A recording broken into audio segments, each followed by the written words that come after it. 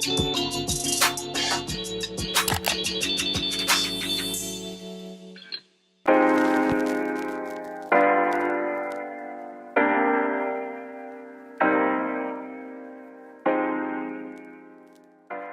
far as lighting goes, as you can kind of look around and see, I have lighting literally everywhere. Like, it is insane.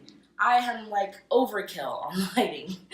Definitely don't need this much lighting, it's not necessary. So what I would suggest for lighting, if you're definitely getting soft boxes. Soft boxes are a great way to add a nice soft touch to your lighting.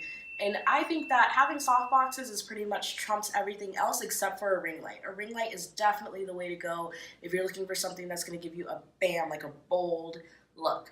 But if you want something that's going to be soft and pretty, definitely getting some soft boxes and making sure they have this white sheet around them so that the light is not so harsh.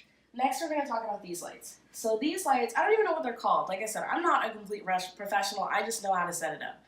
Sometimes I don't. But anyways, if you're not going to want to use these type of lights, you can also use something like this. You can use this to kind of bounce light wherever you are. So if I'm standing in the direct center of my backdrop, then this is what I'm going to probably use in order to highlight like push it upward against my body, so like a V, right? So it highlights upwards versus actually highlighting downwards as these would. Which also, by the way, you can actually flip these upwards and it'll bounce off of the wall, just kind of like a flash, as you can see over there.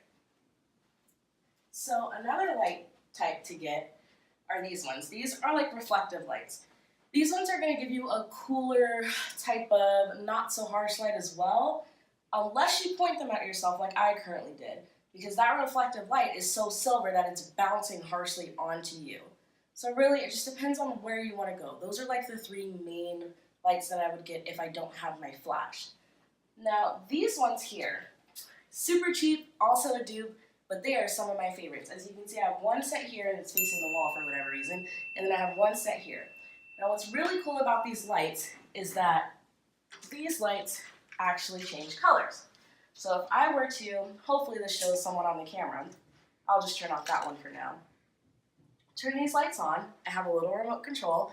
These actual light bulbs I got from Amazon, so I'll put that down in the description box as well. And I can actually add really cool colors to my pictures as I'm showing down below. So, or to the left of me or to the right of me. I don't know where it's going to be, but I'm going to show you guys a picture where I actually use these lights. So these lights are great when you're looking for something that's a little more crazy, that's bouncing like, you know, blues, neon pinks, whatever. You could literally use the same background, turn off all the lights, and have a bunch of different colors going and have a new shot every single time. It is amazing, and they were like all together, I think like 40 bucks maybe. So next we're going to talk about a reflector.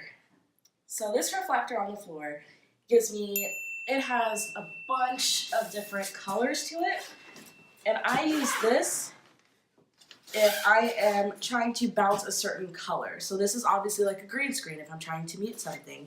I typically use this one because I want a highlight. Like if you do makeup, you're definitely going to want some type of big highlight. I don't know if it's going to show on the camera, but when you hold it, it's like a completely different shot, especially if a light is bouncing off of it. It's going to give you something different.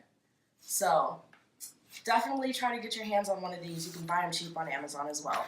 This one I think has 6 colors. I think it has blue, gold, green. I think it has pink with it. Like you can literally choose any color out of it and it'll flash that to you and give you a whole different picture as well. So let's talk about backdrops. So as far as backdrop goes, I have a couple of different colors over there. I literally think you only need like 3 or 4 and these 2 lightings, and you could literally do anything you want with them.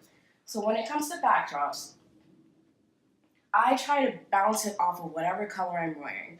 So right now I am wearing black, white, and gray, so probably the white background wouldn't be the best option. But I would definitely do something like maybe even the yellow or the navy blue that's in the back. There's even like the pink. Anything that's going to make this outfit pop. So make sure that you have a couple of different backdrops.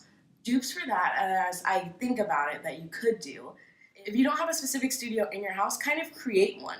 So even using your bed, like you can have your bed, like headboard, draped with something, and you could be sitting in your bed, and then switch it out and drape it to something else, now you have a whole new photo, and pose differently, right? Or you can use the paint on the wall, or whatever. There are a ton of ways that you can have an actual studio in your house without even without even it being an actual studio.